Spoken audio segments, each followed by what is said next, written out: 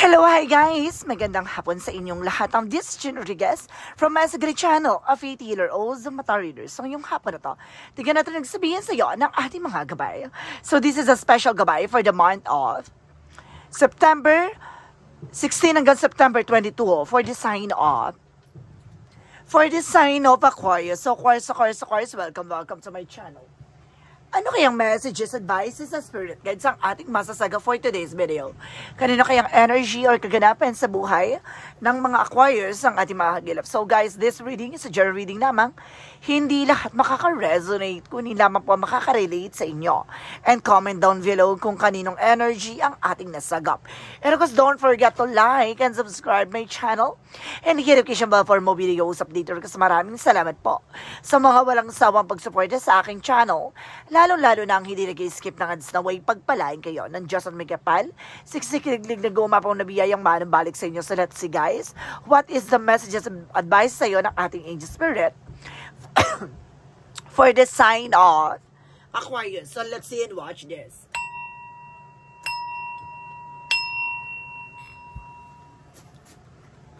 Ano kaya gusto sabihin sa iyo ng ating mga gabay?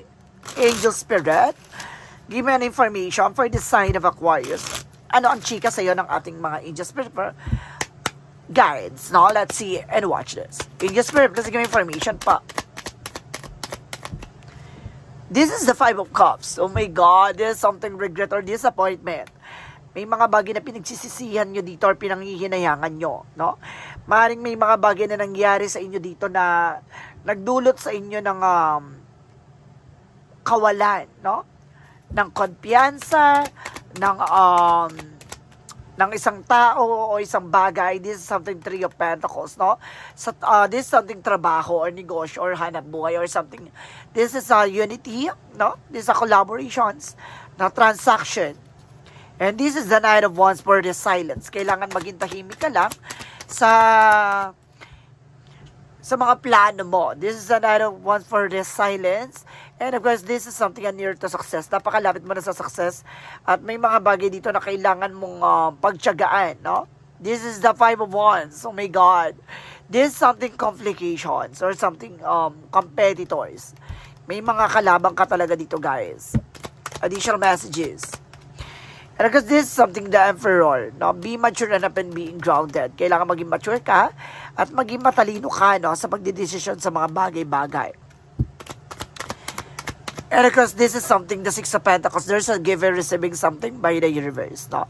Magtutuloy-tuloy na about sa finances. At sinasabi sa'yo dito na, kumbaga ito na yung hudyat, no? Ng pag-ulan ng biyaya sa'yo. What is the Five of Cups? Represent the Four of Wands. So something celebration.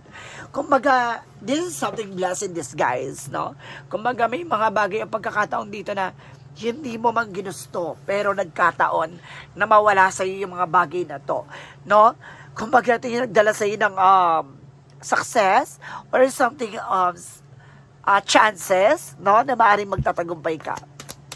The Three of Pentacles represent the Star card for a wish fulfillment. So, may mga bagay na matutupad na. May mga bagay na may sasakatuparan na. At may mga bagay na mailalantad na. The Knight of Wands represent what? The Four of Cups may re-evaluate or analyze. May mga bagay na kailangan i-clear out, pag-isipan na mabuti. Bago ka mag-take ng action dito, kailangan mo munang gabayan, no? Para nang sa ganun, wala kang pagsisihan sa huli. The Five of Wands represent what? The Five of Pentacles. So this is something complication about sa finances. Meron talaga nagbibigay komplikasyon. Kaya nagkakaleche-leche about sa finances sa'yo, no? Kaya ka nagigipit, kaya ka nagihirapan, kaya nagkamaon-baon sa utang. This is something competition or competitors or either complication. May gumawa talaga ng hindi maganda sa'yo. This is a Page of Cups, no? Tama yung hinala mo. This is something in intuition na maaaring pinasok sa panaginip mo or either sa inner voice mo. Na mayroon talagang ugat maaring mayroong itinanim sa inyo, no? Nakamalasan. So let's see what is the Six of Pentacles. Kasi nga dito yung puno, no? Nasa iyong harapan na bahay or nasa bakuran nyo. Kasi edad nun, no? Yung edad ng pagkabagsak ng inyong negosyo, hanap buhay, or even simula ng pagkamalas ng malas ng eksena nyo. This is the Six of Pentacles, represent the King of Wands, something vision. Kumbaga makikita mo dito na magiging masagana na rin ang pamumuhay nyo. Parang matatapos na, no, yung kagipitan, matatapos na yung sumpa or kamalasan na ginawa sa inyo. The Five of Cups represent the Four of Cups. Now, this is something appreciable by good news. May magandang balita dito, ha? At itong magandang balita na to, ito yung pagkakataon para maging matagumpay ka. So, let's see what is the Three of Pentacles as a star card. Represent the ease of sort with the breakthrough. Na magtatagumpay ka talaga dito. Maaaring, ito na yung pisa ng pag-recover nyo. Na pagdating sa finances, makaka-recover na kayo. The Nine of Wands represents the Four of Cups.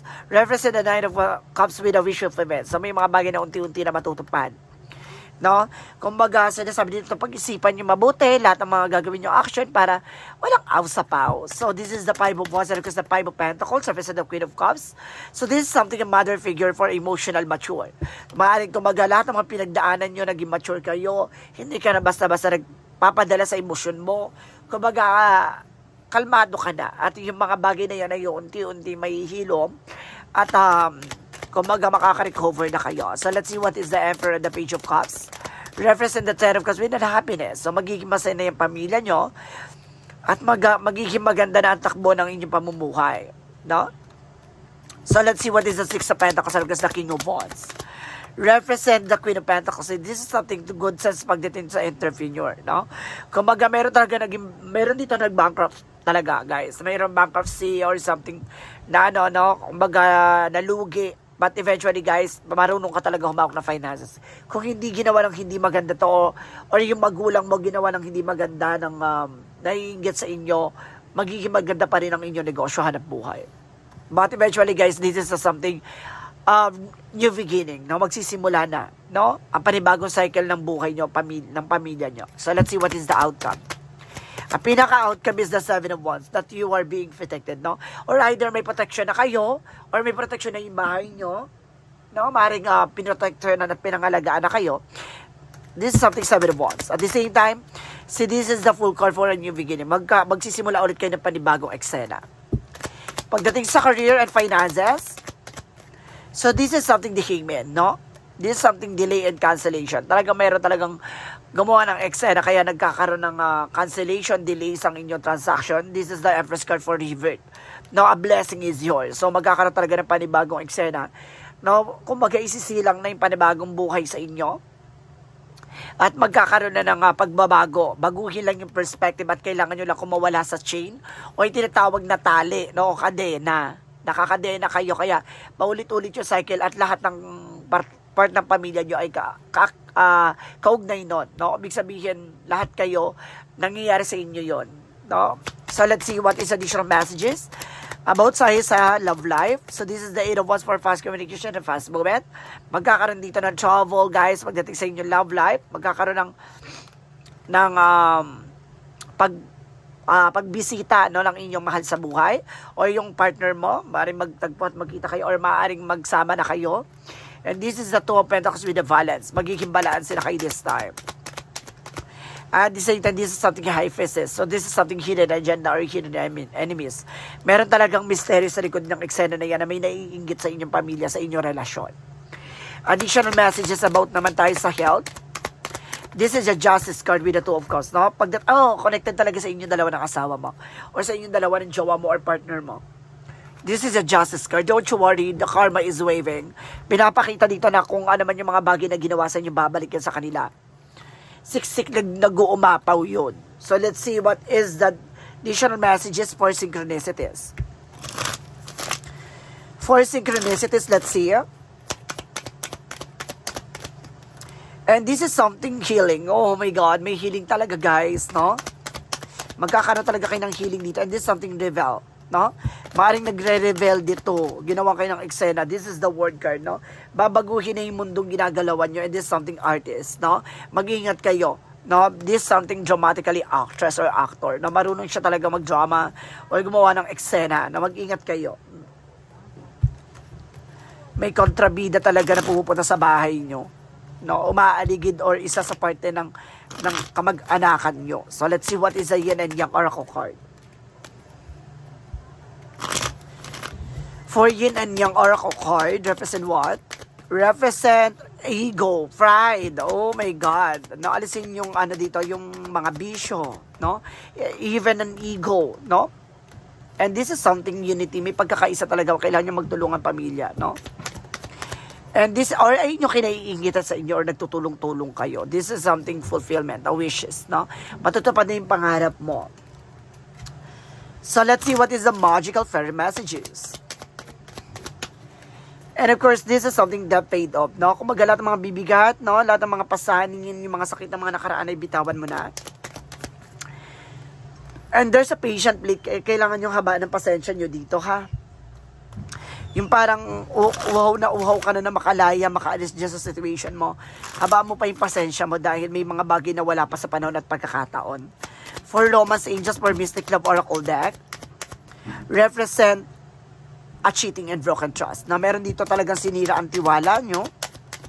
And there's an unfinished business. Pagdating sa relasyon, ha, meron dito nagkaroon ng cheating, lying talaga. At the same time, meron dito nagkaroon ng third party. Pero this is unfinished business. Pero hindi pa tapos ang inyong eksena. Maaari magkabalikan pa kayo or maaari nagkabalikan na kayo.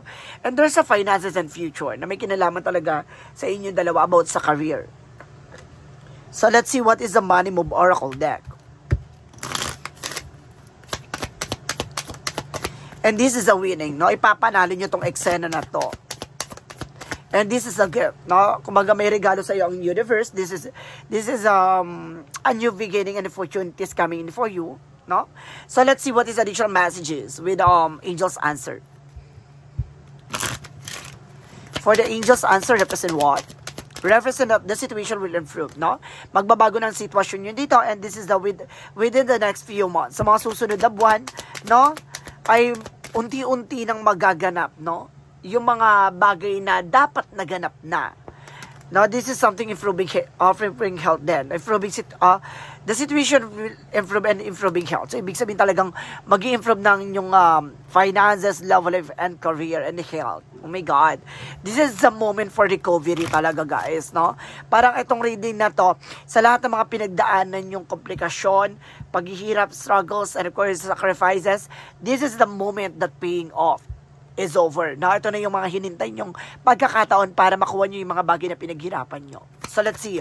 For Archangel Michael represent, it's time to leave the unhealthy situation. Kailangan nyo na makalaya sa hindi maganda sitwasyon and write about your thought and feelings. Now, tama yung hinala mo, tama yung pangamba mo, and there's something Dolphin with enjoy your life from the fullest. So, let's see what is the energy. Energy represent a victory. Kumaga magtatagumpay ka talaga dito, guys. And of course, this is something strategy. Gamitin mo strategiya yan. Kumaga may nakakakuha talaga ng information sa'yo at kailangan lakas ang mapakiramdam mo kasi nakakapasok sa tahanan nyo ang taong gumagawa sa'yo. This is something magician in the mirror. Na magre-reflecto, no? Itong tao na to, magre-reflecto sa panaginip mo, no? This is something magician. Maaring pinapakita ni God na ipapasok to sa panaginip mo para malaman mo kung sino talaga itong tinutukoy natin. For the chakra messages, see, mysticism, misteryoso. Ibig sabihin, hindi mo pa, kumaga kilala mo siya, pero hindi mo abukod akalain nitong tao na to ang gagawa sa'yo ng hindi maganda. And instinct. At maaaring may kutob ka na, no? Pinapasok na talaga siya sa intuitions mo. Pero ini-ignore mo. And this is something wisdom, enlightenment. Nabibigyan linaw sa'yo lahat ng mga bagay-bagay. Additional messages with an angel spirit. And because this is something emotion, magiging emotional ka daw dito, guys. May mga bagay dito siguro na hindi mo matanggap. And this is a violet Venus spirituality. Palakasin ng chakra, ang iyong aura, at the same time, release your energy. No? Kung baga kailangan mapakawalan yung iyong enerhiya, nang sa ganun, ma-detect mo kung sinong taong bagay o tao, kung sinong tao to na gumagawa sa'yo or mayroong kakayanan makagawa sa'yo ng eksena na to or maaaring pinagawa, no? This is something, oh my goodness, premonition, see? Prophecy. Kumbaga na sa prophecy talaga or kumbaga nakatakda talaga na makita mo, masilayan mo, at malaman mo, no? Dahil nakatakda na nailantad sa iyo kung sino tong gumawa sa inyo ng katarantaduhan sa pamilya nyo. So let's see. What is additional messages about sa romance angels? Kasi, kumbaga nakikita ng ating Panginoon na hindi nyo deserve. No? Hindi nyo deserve na makaranas ng ganito. Hindi nyo deserve na gawang kayo ng eksena na ganito. This is the moment na sa dami nyo pinagdaanan, no? Sa dami nyong naranasan, ngayon nyo malalaman, no? Na itong tao na to, na labos na nakasama nyo, pinagkatiwalaan nyo, no? Kumbaga siya pala yung sumisira or nagiging anay sa inyong tahanan. This is something, let your friends help you. No? Ayaan mo mga kaibigan mo, tulungan ka, and true love can exist. Talagang, di ba? Itong tao na to, kumbaga sinubok din kayo sa inyong pagsasama ng inyong asawa at inyong karelasyon.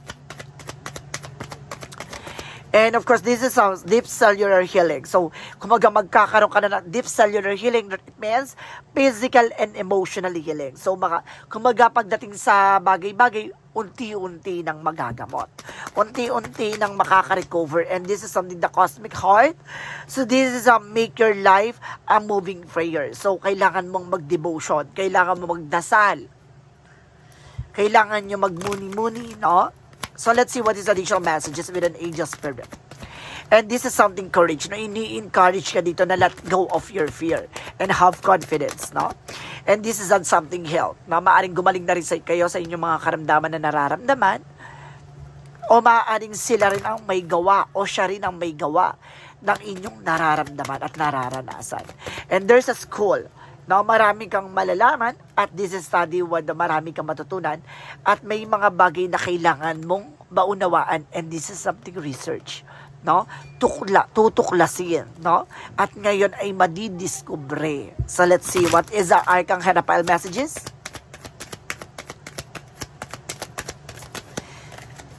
Yung tanong mo na bakit nangyayari sa amin to, bakit ganito, makasalanan ba kami?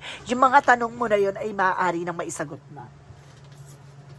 No, kumbaga maibibigay niyang kasagutan. This is some inner authority, no? Kumbaga sinasabi dito ng take back your power and of course listen to your intuitions, no? Dapat makinig ka na sa gut feeling mo. Makinig ka na sa hinahatid ng angel spirit sa iyo na mayroon kang kakayanan maramdaman, may kakayanan kang masilayan at may kakayanan kang tapusin, no? Yung mga bagay na sinimulan. Ganon. Kumbaga may mga taong gumawa sa iyo ng hindi maganda na kailangan ng matapos at mawakasan na. So let's see what is the Montology. Expect the powerful change. Dito papasok tong powerful change na to dahil biglaan kayong babangon. Biglaan mababago yung buhay na dati yung nakagisnan, no? And of course, this is something, a personal issue reaches resolution. See, masusolusyonan na ang mga personalidad na mga problema. So let's see what is Jesus' loving quote said. Your faith has saved you, go in faith. So see, ang pananampalataya ang magliligtas sa inyo, no? Buhat dyan sa mga bagay na ginawa sa inyo at dadaling kayo sa kapayapaan at kaliwanagan. So guys, let's see what is an angel's number. Represent 1. For the angel's number, represent 4444. Blessing disguise. So, ibig sabihin, lahat ng mga bagay na nangyayari ay may dahilan. Lahat ng mga bagay na ipinapakita sa inyo ay may ibig sabihin at may pinababatid na mensahe. There might be some difficult ahead, but you will push through. You got this. If you have been struggling or feeling lost, the wind of change will blow on your favor. If you have been suffering, feeling lost, some things may fall apart, but you're building the new frameworks for something much better hang in there. So see, magtiwala ka, lahat ng mga obstacles, struggles, sacrifices, lahat ng mga bagay na yan ay may dahilan. Maghintay ka lamang. So let's see. What is the messages of life? Represent what? Represent self-love, no? Mahalin ang sarili at tanggapin ang sarili, no? Today, I love myself fully. I accept myself exactly as I am. I am able to recognize my own divinity and to appreciate the purity of my soul. I take time to take care of myself. I enjoy myself. I nourish myself. I am a kind to myself. I am grateful for who I am. Ngayon, unti-unti mong manatatanggap, unti-unti mong maliliwanagan sa lahat ng mga bagay na dapat dati mo pang nasilayan. Ngayon, makikita mo na ang kahalagahan ng sarili mong kapakanan at sa sarili mong kakayanan. So guys, this is a special gabay for the month of September 16 hanggang September 22 for the sign of Aquarius. So, Aquarius, maraming salamat for this wonderful reading. Once again, this reading is a general reading lamang, hindi lahat makaka-resonate. Kung hindi lamang pa makaka-relate sa inyo, and comment down below kung kaninong energy ang ating nasa. Don't forget to like and subscribe my channel and notification bell for more videos, update. And of course, maraming salamat po sa mga walang sawang pagsuporta sa aking channel, lalo-lalo na lang hindi nag-i-skip ng ads na way pagpalain kayo ng Diyos at may kapal, siksik, liglig na gumapaw na via ang manang balik sa inyo. At maraming salamat po. And see you in the next video. Bye-bye and babush.